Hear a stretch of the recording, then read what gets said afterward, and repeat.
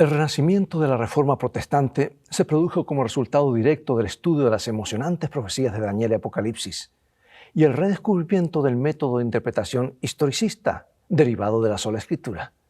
De hecho, la forma interna en que Daniel y Juan interpretaron las profecías se convirtió en la clave para el estudio protestante de la Biblia. El método historicista ve la profecía como un cumplimiento progresivo y continuo a lo largo del tiempo. Y esta visión llevó a hombres como Wycliffe, Lutero, Zwinglio, Knox y otros a identificar el cuerno pequeño de Daniel 7 y 8 y la bestia que surge del mar, como se muestra en Apocalipsis 13 con la Iglesia católica, la Iglesia romana, el poder papal. Y la oleada de reformas tuvo una enorme influencia en Europa, ya que la gente salió de la Edad Media. Y esta oleada fue seguida por la Inquisición y la persecución masiva. Muchos de los reformadores huyeron a las costas pacíficas del Nuevo Mundo, donde pudieron adorar en espíritu y en verdad, y otros se refugiaron en las montañas de Europa. Hoy la Biblia sigue siendo única en comparación con otra literatura religiosa del mundo, en que el 30% de su contenido es de naturaleza profética. La profecía bíblica proporciona un mecanismo interno y externo para confirmar la precisión de la palabra de Dios. Y la profecía que apunta a la esperanza del Mesías venidero, la segunda venida, mantiene a la Iglesia mirando hacia adelante con anticipación y proporciona un sentido y una urgencia de misión, ya que si Jesús viene pronto, Él llama a los creyentes a preparar al mundo para su gran advenimiento. Y hoy estudiaremos los pilares de interpretación profética historicista que proporcionan la identidad y la misión de la Iglesia Adventista del Séptimo Día. Ve por tu Biblia y ya regresaré.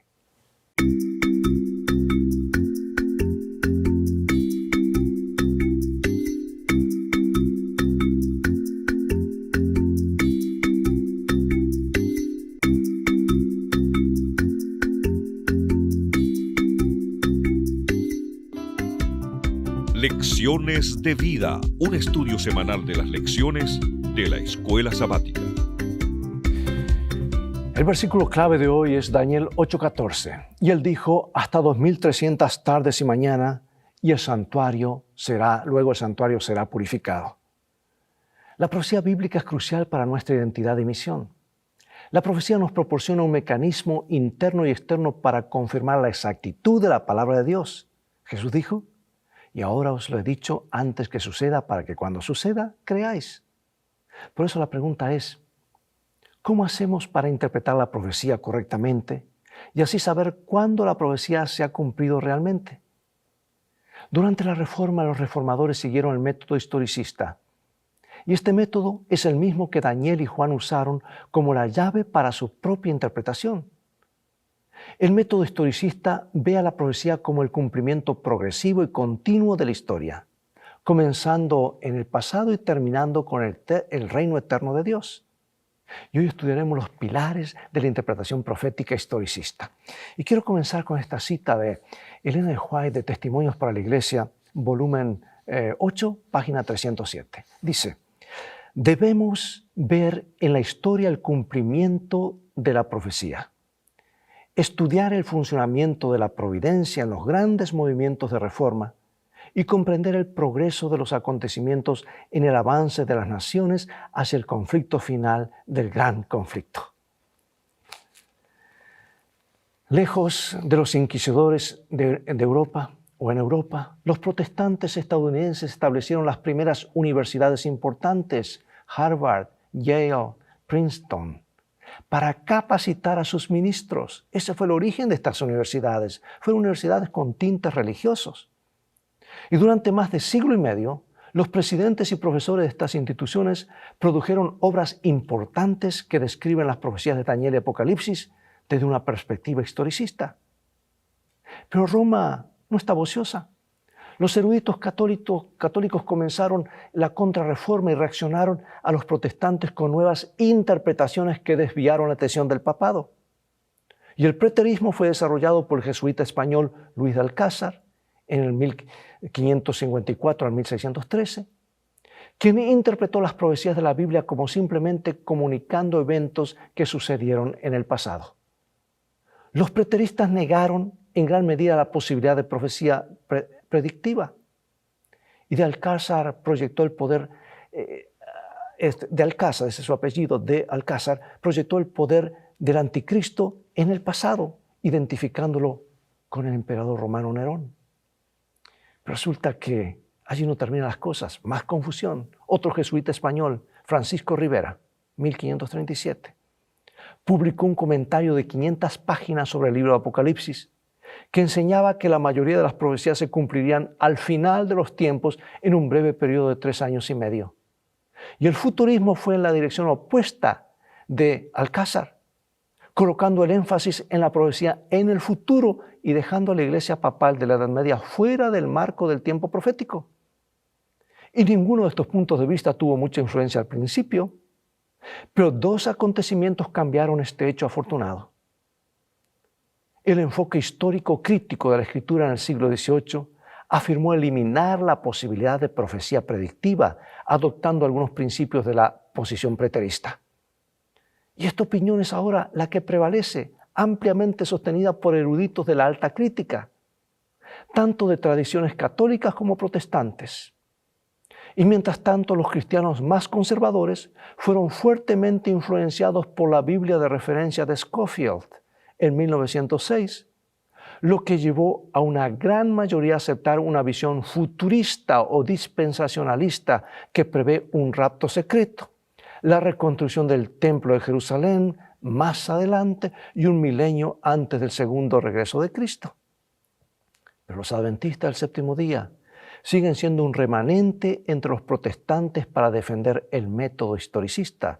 Es la única denominación que lo hace. El método fundamental que los adventistas del séptimo día aplican para el estudio de las profecías se llama historicismo. Es el concepto de que muchas de las principales profecías de la Biblia siguen el flujo lineal ininterrumpido de la historia, del pasado al presente y al futuro.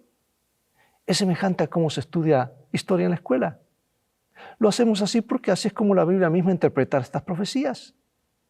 Mira detalladamente Daniel 2, 7, 8 y 9.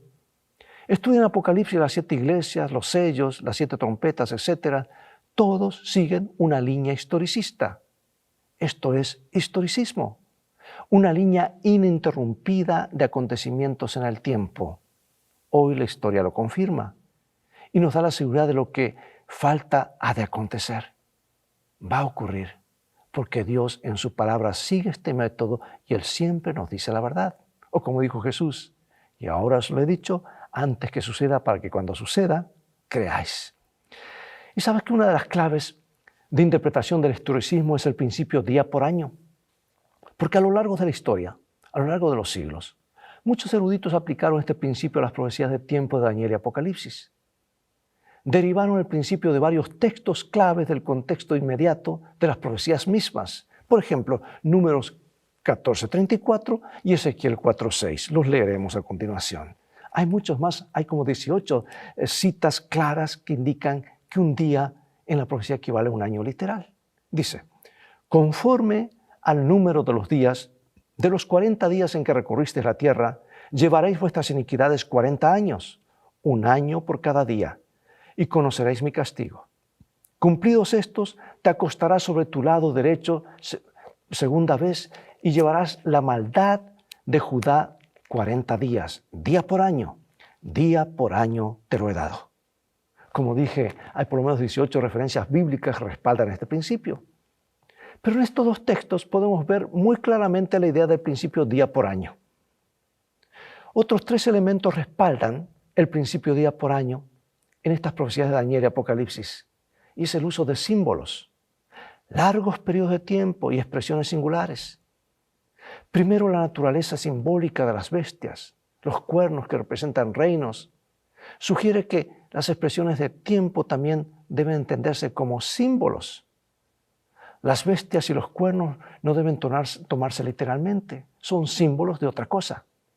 Por lo tanto, debido a que el resto de la profecía es simbólica, no literal, porque entonces deberíamos entender que solo el tiempo de las profecías es literal. No cuadra. La respuesta obvia es que no debemos hacerlo, mezclar una cosa con la otra. Segundo, Muchos de los acontecimientos y reinos descritos en las profecías cubren un lapso de tiempo de muchos siglos, algo que sería imposible si las profecías que los representan se tomasen literalmente. Y una vez que se aplica el principio día por año, el tiempo se ajusta a los eventos de una manera notablemente precisa, algo que sería imposible si las profecías se tomaran en forma literal. Finalmente, las expresiones peculiares usadas para designar estos periodos de tiempo sugieren la interpretación simbólica. En otras palabras, las formas en que se expresa el tiempo en estas profecías, por ejemplo, 2300 tardes y mañanas de Daniel 8:14, no son las formas comunes de expresar el tiempo. Lo que nos muestra es que los periodos de tiempo representados deben ser tomados simbólicamente y no en forma literal. Mira, por ejemplo, la profecía de las 70 semanas de Daniel 9. Leemos, desde la salida de la orden para restaurar y edificar Jerusalén hasta el Mesías príncipe. ¿Será literalmente 69 semanas o solo 1 año y 4 meses y 1 semana? La profecía no tiene sentido cuando se entiende de esa manera, ¿verdad? Pero cuando seguimos el método de día por año en la profecía, sí cuadra perfectamente con la historia, porque así Dios lo dijo que debía ser, y así es como los estudiantes serios de la Biblia, el contexto explica todo lo demás. Así es como lo hacen. ¿Qué sucede, sin embargo, cuando aplicamos el principio día por año de la Biblia a las 70 semanas? ¿Qué ocurre? Se convierten en 490 años. Y esto sí cuadra con el resto de la Biblia y cuadra con la historia. Por ejemplo, identificando el cuerno pequeño. Durante siglos, los reformadores protestantes identificaron el poder del cuerno pequeño de Daniel 7 y Daniel 8 como la Iglesia romana. ¿Por qué? Aquí está, Daniel 7, del 1 al 25. Mientras yo contemplaba los cuernos, he aquí que otro cuerno pequeño salía de entre ellos. Y delante de él fueron arrancados los 3 cuernos de los primeros. Y he aquí que este cuerno tenía ojos como de hombre y una boca que hablaba grandes cosas. Y de uno de ellos salió un cuerno pequeño que creció mucho al sur, al oriente y hacia la tierra gloriosa, asolándola, entregando el santuario y el ejército para ser pisoteados. ¿Qué características del cuerno pequeño son comunes en ambos capítulos? ¿Cómo podemos identificarlo? Hay 7 características comunes entre el cuerno pequeño de Daniel 7 y Daniel 8. Número 1, ambos son descritos como un cuerno. 2, ambos son poderes de persecución. 3, ambos se engrandecen y son blasfemos. 4, ambos tienen como objetivo el pueblo de Dios. 5, ambos tienen aspectos de su actividad demarcados por el tiempo profético. 6, ambos se extienden hasta el final de los tiempos.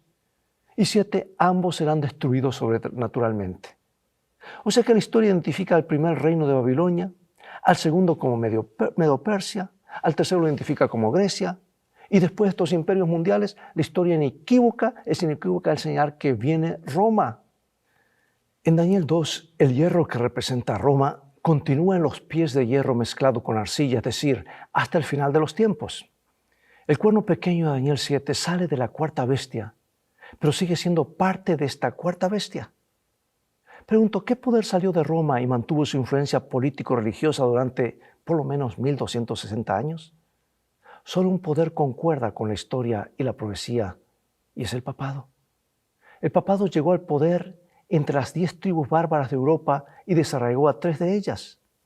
El papado era diferente de los primeros, indicando su singularidad en comparación con las demás tribus.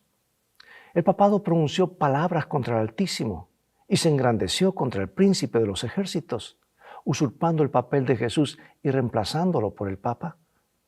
Y el papado cumplió la predicción de perseguir a los santos del Altísimo y derribar en parte del ejército durante la Contrarreforma, cuando los protestantes fueron masacrados. El papado buscó cambiar los tiempos y la ley, eliminando el segundo mandamiento y cambiando el sábado por el domingo. Y en Daniel 2, 7 y 8, después de Grecia, surge un poder que continúa hasta el final de los tiempos. ¿Qué poder podía ser sino Roma, ahora en su etapa papal? No importa que sea políticamente incorrecta, porque es una enseñanza clave de los mensajes de los 3 ángeles y por lo tanto un componente crucial de la verdad presente. es que, amigo y amiga, finalmente este poder impondrá una marca mundial en contra del sello de Dios. Y Jesús nos advierte a no recibir esa marca. ¿Y qué tenemos que hacer para evitarla? Bueno, otro elemento de juicio es el juicio investigador. El esquema profético que estudiaremos hoy ha encontrado apoyo abrumador entre los historicistas protestantes desde la Reforma. Pero no fue sino hasta el movimiento milerita a principios de 1800 que los 2300 días y el juicio investigador se reconsideraron y estudiaron detalladamente. Mira, voy a leer Daniel 7, 9 al 14. Dice: estuve mirando hasta que fueron puestos tronos y se sentó un anciano de días. El juez se sentó y los libros fueron abiertos. Miraba yo una visión de la noche y aquí con las nubes del cielo venía uno como un hijo de hombre que vino hasta el anciano de días y le hicieron acercarse delante de él. Y le fue dado el dominio y la gloria y el reino. O sea que después del periodo de persecución medieval que terminó en 1798, con la captura y encarcelamiento del Papa por el general Berthier, Daniel 7 y 8 hablan del juicio. O sea que el juicio tendrá lugar en el cielo donde el juez se sentó y aquí con las nubes del cielo venía uno como hijo de hombre que vino hasta el anciano de días. Y esa es una escena de juicio que sucede después de 1798 y antes de la segunda venida de Jesús. Esta escena de juicio en Daniel 7 es directamente paralela con la limpieza del santuario de Daniel 8:14. Están hablando de lo mismo, porque de acuerdo a Daniel 8:14, el tiempo de esta limpieza del santuario, que es la terminología del día de la expiación, es de 2300 tardes y mañanas o días. Y con el principio día por año, estos días representan 2300 años.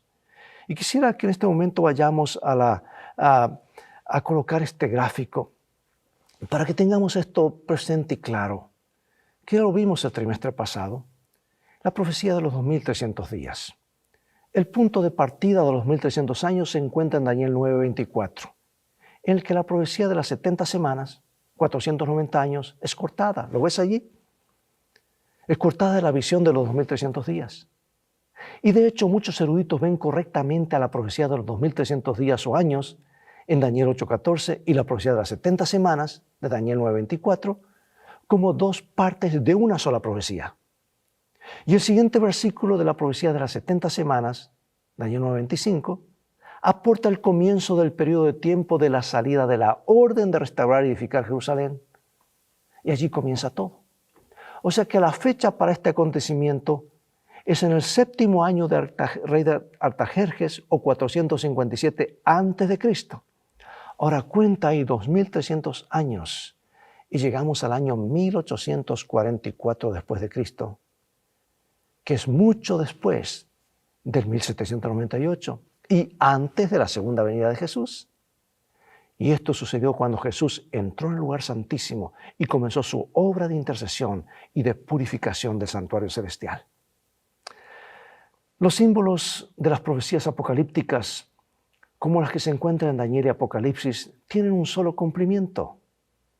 Por ejemplo, el macho cabrío encontró su cumplimiento en Grecia, un reino en particular. Después de todo, el mismo texto lo nombró explícitamente por nosotros. Y no podía ser más claro. Sin embargo, la tipología se centra en personas, eventos o instituciones reales del Antiguo Testamento que se basan en una realidad histórica, pero que apuntan a una realidad mayor en el futuro. Y el uso de la tipología como método de interpretación se remonta a Jesús y los escritos del Nuevo Testamento. E incluso se encuentra en el mismo Antiguo Testamento. La única guía para reconocer al tipo y el antitipo es que un escritor inspirado de las Escrituras los identifique. Por ejemplo, los 3 días y las 3 noches de Jonás. Y habla de, Jesús habló de los 3 días y 3 noches que estaría en la tumba. Otro ejemplo, los huesos de Jesús no serían quebrados al morir en la cruz, lo dice el libro de Salmos. Fue dicho siglos antes. Otro ejemplo, la serpiente levantada en el desierto era un símbolo de Cristo que tomó nuestra naturaleza de pecado y nos ofrece salvación. Tenemos también el primer Adán representado por Cristo, que es el segundo Adán. Tenemos el corderito sacrificial, símbolo de Jesús, el Cordero de Dios. Piensa en el santuario terrenal, que funcionó como tipo de todo el plan de salvación. Y Dios dijo a Israel, anuncien al mundo cómo yo salvo al mundo, cómo es este plan de rescate. Por eso pregunto, ¿qué nos enseña sobre la importancia que tiene el mensaje del santuario para nosotros hoy? Yo me atrevería a decir que si no entendemos el mensaje del santuario, no entendemos el plan de salvación. No. Ahora, ¿por qué es importante estudiar esto? ¿Y por qué nos debe importar aún hasta los detalles de estas cosas en el siglo XXI? Porque al examinar algunos de los desafíos planteados al modelo historicista de interpretación profética, debemos admitir que cuando usamos las Escrituras para interpretar las Escrituras y permitir que los profetas Daniel y Juan hablen sobre estos asuntos, debemos concluir con los reformadores que el cuerno pequeño, el poder que salió de la cuarta bestia, de Daniel 7, desde la dirección occidental de los cuatro vientos, y gobernó durante 1260 años, poco antes de que Cristo entrara al lugar santísimo del santuario, no es otra cosa sino el papado. Lo presentas de todo ángulo, no hay cómo errarle. ¿Por qué? Porque esto es importante, amigo y amiga, porque esto es importante porque este poder será el que finalmente pondrá una marca y obligará al mundo a recibir la marca de la bestia. Y la última advertencia de Jesús, no reciba la marca, reciba el sello de Dios. Y eso es importante. En este sistema se juntan todas las maldades de todos los imperios anteriores para propagar el mayor engaño y distorsionar el plan de salvación aún en el nombre de Dios. Y Juan se refiere a este mismo como la bestia que se levanta del mar. Es una bestia que tiene características de todas las bestias anteriores, una mezcla, algo híbrido. Y es solo una entidad que se ajusta a los criterios de las Escrituras y la historia, la Roma papal. También debemos reconocer que los otros dos métodos principales de interpretación, el preterismo y el futurismo, se originaron en Roma con el objetivo principal de rechazar la interpretación protestante durante la Contrarreforma. Y este hecho plantea serias preguntas sobre las principales iglesias protestantes actuales que han adoptado estos modelos católicos. Yo diría, han mordido el anzuelo de Roma y siguen en sus pisadas. Por eso Apocalipsis presenta una iglesia madre con muchas hijas. Y ciertamente esta situación apunta al cumplimiento de nuestra misión y mensaje para proclamar los mensajes de los tres ángeles, llamando al pueblo de Dios a salir de la confusión de Babilonia, mientras todavía hay tiempo en la historia de la tierra. Para finalizar, algunas preguntas de reflexión. ¿Cómo han cambiado las iglesias protestantes hoy? ¿De qué manera la posición historicista los protegió de los errores enseñados por la Iglesia Católica? ¿Y cómo se ha eliminado efectivamente esa protección? ¿De qué maneras puedes compartir el mensaje único del Evangelio eterno incorporado en los mensajes de los tres ángeles a cada nación, tribu, lengua y pueblo? Todas las líneas proféticas nos llevan a los dos acontecimientos más grandes de este planeta: el juicio en el cielo, donde cada persona comparecerá, ya sea cristiana o no cristiana, y la segunda venida de Cristo para ejecutar el veredicto de ese juicio, salvados para siempre o perdidos para siempre. O sea que la escena de juicio en Daniel 7, que sucede después de los 1260 años de persecución, es lo mismo que la purificación del santuario de Daniel 8:14. Y esta escena de juicio en el cielo es lo que lleva en última instancia al establecimiento del reino eterno de Dios al final de la triste historia de este mundo caído. Por lo tanto, tenemos evidencia bíblica poderosa de las Escrituras, que las Escrituras le dan gran importancia a Daniel 8:14 y al acontecimiento que este versículo representa. ¿Qué nos indica sobre la condición del mundo cristiano? El que muy pocos cristianos empleen hoy en día el método historicista. Yo diría, están preparados para el engaño final. Es como cambiar las señales a lo largo del camino. Si te dicen tantos kilómetros para tal lugar, pero la flecha la cambiaron e indican para otro lugar, es más o menos lo mismo. Es un cambio, no puedes cambiar la historia. Vamos en esa dirección lineal hacia donde Jesús dice que han de terminar las cosas. ¿Y por qué este hecho ayuda a confirmar aún más la pertinencia del mensaje adventista para el mundo en este tiempo? ¿Cuán bien entiende las profecías de los 2300 días de Daniel? Son claves, hermanos, para poder entender el plan de salvación. Si no las comprendes, ¿por qué no tomas tiempo para aprenderlas y compartirlas?